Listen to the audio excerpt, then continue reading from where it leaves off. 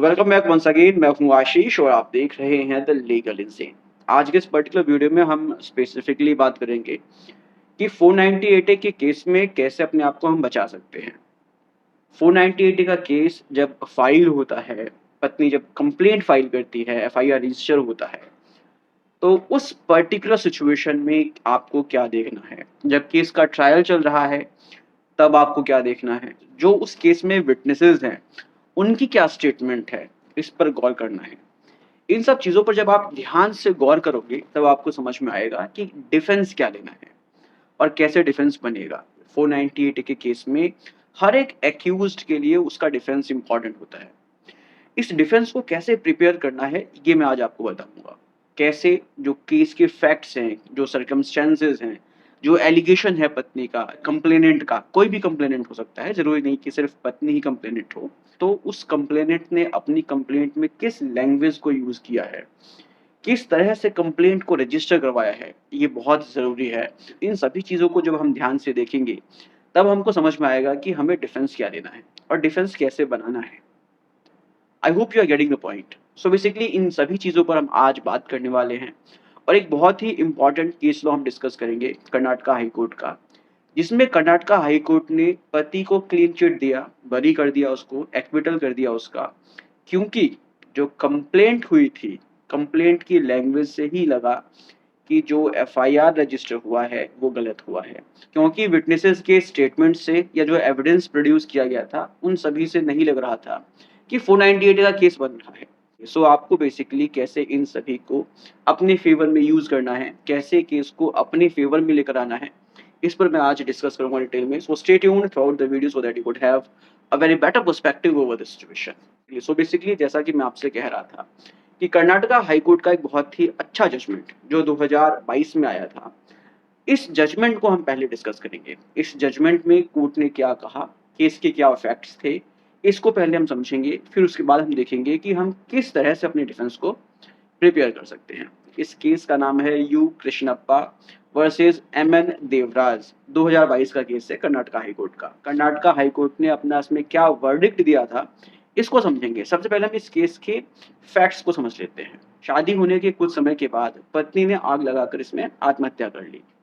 आत्महत्या करने के बाद जो पत्नी के फादर हैं उन्होंने एक कंप्लेंट रजिस्टर की। कंप्लेंट में फादर ने कहा कि शादी के समय उन्होंने अपनी बेटी को और अपने दामाद को बहुत सारे गिफ्ट्स दिए थे। सोने की चैन दी थी, सोने का रिंग दिया था, नेकलेस दिया था, 1,20,000 रुपए कैश भी दिए थे और भी बहुत सारा सामान जो है दिया था। लेकिन इसके बावजूद उनकी बेटी को जो उनके सन इन लॉ हैं या जो उनके घर वाले हैं वो बहुत ही हैरेस करते थे, परेशान करते थे, टॉर्चर करते थे, उसको दहेज के लिए प्रताड़ित करते थे और ज़्यादा दहेज लाने के लिए बोलते थे। इसी चक्कर में उन्होंने उनकी बेटी को 5-6 बार उनके घर भी भेजा ताकि वो जो है वहाँ से पैसा ला सके, दहेज ला सके। फादर ने कंप्लेंट में एक आरोप और लगाया कि पति ने उनसे शादी के बाद 50,000 रुपए और माँगे थे। हालाँकि उन्होंने 50,000 रुपए नहीं दिए, लेकिन 25,000 रुपए जो है उन्होंने उधार लेकर दिया था।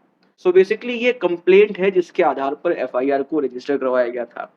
पुलिस ने एफआईआर रजिस्टर किया, इन्वेस्टिगेशन किया, सबूत इकट्ठे किए, गवाह इकट्ठे किए और सबको कोर्ट में पेश किया। जब केस में चार्जशीट फाइल हुई, उसके बाद उस केस का ट्रायल स्टार्ट हुआ। कोर्ट ने ट्रायल के दौरान सभी गवाहों को देखा, जो भी एविडेंसेस फाइल हुए थे उनको देखा, जो कंप्लेंट की गई थी कंप्लेंट को भी देखा, एफआईआर को पढ़ा पूरा तरीके से। उसके बाद जो है ट्रायल के दौरान कोर्ट को लगा कि पति के ऊपर 498 का आरोप नहीं बनता है। उस एफआईआर में आईपीसी का सेक्शन 304 बी भी जोड़ा गया था, उसमें भी कोई ऑफेंस जो है बनता नहीं दिखाई दिया कोर्ट को। सो बेसिकली कोर्ट ने पति को छोड़ दिया, पति को एक्विट कर दिया।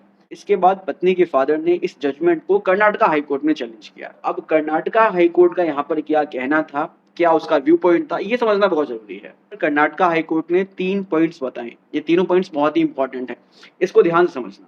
इन्हीं तीनों पॉइंट्स पर ही बेसिकली पूरा केस टिका हुआ था।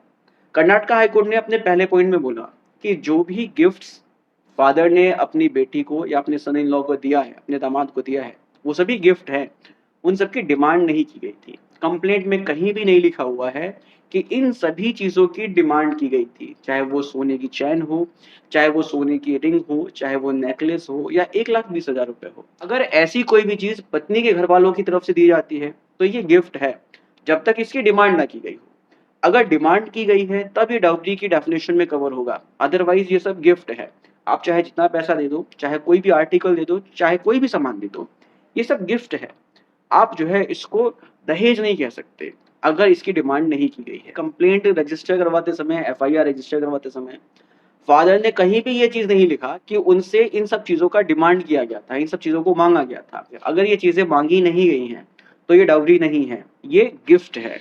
सो बेसिकली यहाँ पर 498 का केस नहीं बनता है। इसके बाद अपने दूसरे पॉइंट में कर्नाटक हाई कोर्ट ने कहा कि अगर पत्नी के साथ हैरेसमेंट हो रहा था, पत्नी को जो है डाउरी के लिए टॉर्चर किया जा रहा था, परेशान किया जा रहा था, उसको प्रताड़ित किया जा रहा था, तो क्या उसके रिगार्डिंग कोई कंप्लेंट पहले रजिस्टर की गई थी? क्या पुलिस को कंप्लेंट की गई थी? पत्नी को 4 बार 5 बार जो है मायके भेजा गया, पत्नी से पैसे माँगे गए, उससे दहेज लाने के लिए कहा गया, लेकिन उसके रिगार्डिंग कोई पुलिस की कंप्लेंट नहीं की गई। आखिर ऐसा क्यों नहीं किया गया? अगर ऐसा नहीं किया गया है तो ज़ाहिर-सी बात है कि डाउरी के लिए उसको हैरेस नहीं किया गया है। अगर हैरेस किया जाता तो कंप्लेंट भी की जाती, जो कि नहीं की गई है। सो बेसिकली यहाँ पर ये प्रिज़्यूम किया जा सकता है कि उसके साथ हैरेसमेंट नहीं हुआ है। ये दूसरी बात थी। इसके बाद अपने तीसरे पॉइंट में कर्नाटक हाई कोर्ट ने कहा कि अगर पत्नी के साथ हैरेसमेंट हो रहा है, डाउरी को लेकर हो रहा है या किसी वजह से उसको प्रताड़ित किया जा रहा है, तो यहाँ पर किसी बाहरी व्यक्ति को विटनेस क्यों नहीं बनाया गया? ससुराल में जहाँ पर वो रहती थी, तो उस जगह के आस-पास के जो नेबर्स हैं, उनको विटनेस क्यों नहीं बनाया गया? अगर कॉन्स्टेंटली लगातार किसी को हैरेस किया जा रहा है, परेशान किया जा रहा है, दहेज को लेकर, तो ज़ाहिर-सी बात है जो आस-पास में नेबर्स हैं, जो पड़ोसी हैं, उनको भी इसके बारे में पता होगा, लेकिन उनको जो है विटनेस नहीं बनाया गया। इन सभी चीज़ों को ऑब्ज़र्व करते हुए कर्नाटक हाई कोर्ट ने कहा कि इस केस में जो भी फैक्ट्स एंड सर्कमस्टेंसेस हैं, उनसे ये बिल्कुल भी नहीं लगता है कि 498 का केस बनता है। सो बेसिकली इसी के आधार पर कर्नाटक हाई कोर्ट ने पति को यहाँ पर एक्विट कर दिया। अब यही चीज़ें आपको भी ध्यान में देना है। आपके केस में जो एफआईआर रजिस्टर हुई है, जो कंप्लेंट की गई है, उसकी लैंग्वेज क्या है? अगर माँगने का आरोप नहीं लगा है, तो आप उसका डिफेंस ले सकते हैं। इसके साथ ही साथ अगर पत्नी ने कभी बीच में कंप्लेंट नहीं की है, कोई भी हैरेसमेंट की कंप्लेंट नहीं की है, तो आप उसका भी डिफेंस ले सकते हैं कि भई जब हैरेसमेंट हो रहा था, तो पत्नी ने जो है पहले कंप्लेंट क्यों नहीं की है? अगर पत्नी ने पहले कंप्लेंट नहीं की है, तो उसका भी डिफेंस लिया जा सकता है। और इसके बाद 498 के केस में सबसे इम्पोर्टेंट रोल होता है इंडिपेंडेंट विटनेस का। इंडिपेंडेंट विटनेसेस वो विटनेसेस होते हैं जो फैमिली के विटनेसेस नहीं हैं, जो फैमिली मेंबर्स नहीं हैं। अगर बाहर का कोई व्यक्ति आपके केस में विटनेस नहीं बना है, तो आप इसका भी डिफेंस ले सकते हैं। सो बेसिकली अगर आपके केस में भी यही सिचुएशंस हैं, तो आप भी इन सभी डिफेंस का यूज़ कर सकते हैं और इनको जो है अपना डिफेंस बना सकते हैं। उम्मीद करता हूँ कि आपको वीडियो इन्फॉर्मेटिव लगी होगी। अगर इन्फॉर्मेटिव लगी है तो इसको शेयर कीजिए। मिलते हैं नेक्स्ट वीडियो में। Take care, bye bye.